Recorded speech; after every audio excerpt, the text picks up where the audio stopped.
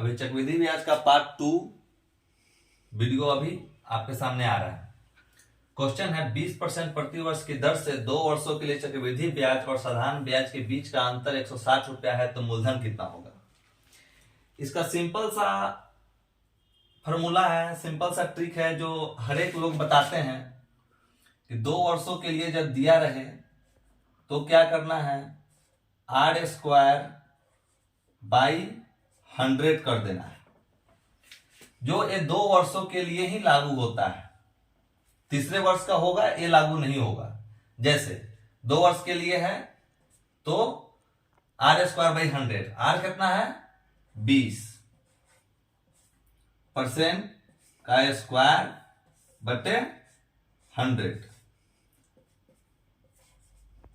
400% बटे 100, 400%। ये 4% ये 4% जो आया वो साधारण ब्याज और चक्रवृद्धि ब्याज के बीच का अंतर आया। तो ये 4%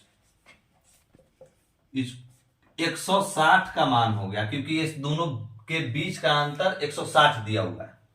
तो 4% 160 का मान होगा। तो मूलधन, कभी भी मूलधन जो है 100 होता है, 100% के बराबर होता है। तो मूलधन जो है 100% हमको निकालना है। तो 160 ये परसेंट नीचे आएगा और जो निकालना होता है उसको गुना करते हैं 4 से 40, यानी 4000 जो है मेरा मूलधन हो गया। यही इसका आंसर होगा। लेकिन अगर यहां पे 3 वर्ष के लिए दे दे तो फिर ए लागू नहीं होगा। 3 वर्ष के लिए दे दे तो आर स्क्वायर बाई 100 लागू नहीं होगा। तो इसके लिए हमको क्या करना पड़ेगा कि 2 वर्ष पे ही इसको बता रहे हैं, उसके बाद इसका 3 वर्ष वाला भी बताएंगे। जैसे 2 वर्ष वाला एक और दूसरे फॉर्मूला से बना रहे हैं, वही फॉर्मूला बेस्ट है। 100% होता है, कोई भी जो होता है ना धन अपने आप का 100% होता है, उसका 20% निकालेंगे। 20 हुआ। 2 वर्ष के लिए जाना है तो फिर बताया था इसके पहले वाले वीडियो में कि यहां इसका फिर 20% निकालेंगे। 20 हुआ और इसके ऊपर जितना सारा आएगा उसका भी हमको 20% निकालना पड़ेगा, यानी 20 का 20% निकालना पड़ेगा। 4 होगा।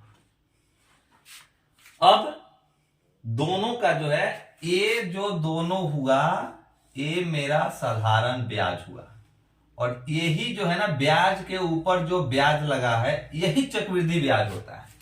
तो बोल रहा है कि साधारण ब्याज और चक्रवृद्धि ब्याज के बीच का अंतर, तो साधारण ब्याज 40 हो गया, चक्रवृद्धि ब्याज 44 हो गया, क्योंकि तीनों को ऐड करेंगे तो 44 होगा।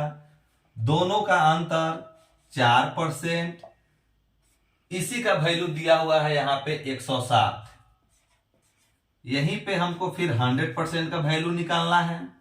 तो 160 बटे 4 इंटू 100, 40, 4000। आप लोगों को ये थोड़ा लंबा लगा होगा, ये थोड़ा शॉर्ट लगा होगा, लेकिन ये केवल 2 वर्ष के लिए ही लागू होगा। ये हर एक 2 वर्षों 3 वर्षों 4 वर्षों हर एक के लिए लागू होता है। जैसे आपको एग्जांपल हम बता रहे हैं, अगर यहां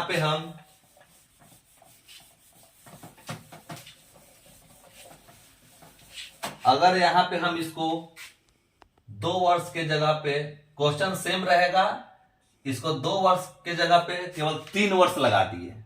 अब आप आर स्क्वायर बाई 100 का जो बना रहे थे वो इस पे नहीं बनेगा। ये केवल 2 वर्ष के लिए ही लागू होता है। लेकिन मैं जो बताया हूं ये 2 वर्ष का हो, 3 वर्ष का हो, 4 वर्ष का हो, हर एक में लागू होता है। जैसे फिर एग्जांपल मैं आपको बता रहा हूं। 3 वर्ष का दिया, बताया कोई भी मूलधन अपने आप का 100% होता है। 100% होता है तो 100% का यहाँ पे 20% निकालना है। तो 20 हुआ। एक फर्स्ट साल का साधारण ब्याज और चक्रवृद्धि ब्याज दोनों मान लीजिए, क्योंकि फर्स्ट साल का साधारण ब्याज हो या चक्रवृद्धि ब्याज हो, दोनों बराबर होता है। अब दूसरे साल में आएंगे तो फिर यहां से स्टार्ट करेंगे, इसका 20% निकालेंगे तो 20 हुआ।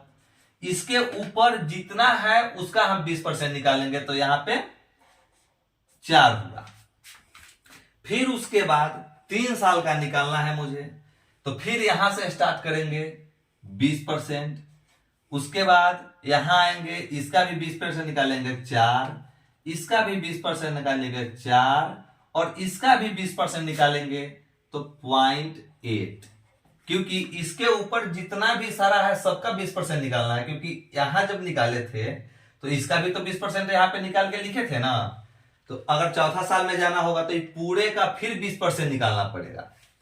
तो अब जैसे ऐड करते हैं, ये हुआ 60, ये हुआ 4 4 8 12.8। ये तीनों जो होगा चारों, यही मेरा चक्रवृद्धि ब्याज और साधारण ब्याज का अंतर होगा। ये पूरा को ऐड कर देंगे तो एक चक्रवृद्धि ब्याज हो गया, लेकिन केवल इसको ऐड करेंगे तो ये साधारण ब्याज हो गया, यानी 60 साधारण ब्याज होगा, और 4 4 8 4 12.8 ऐड कर देंगे तो ये 72.8 जो है ये मेरा चक्रवृद्धि ब्याज निकल गया।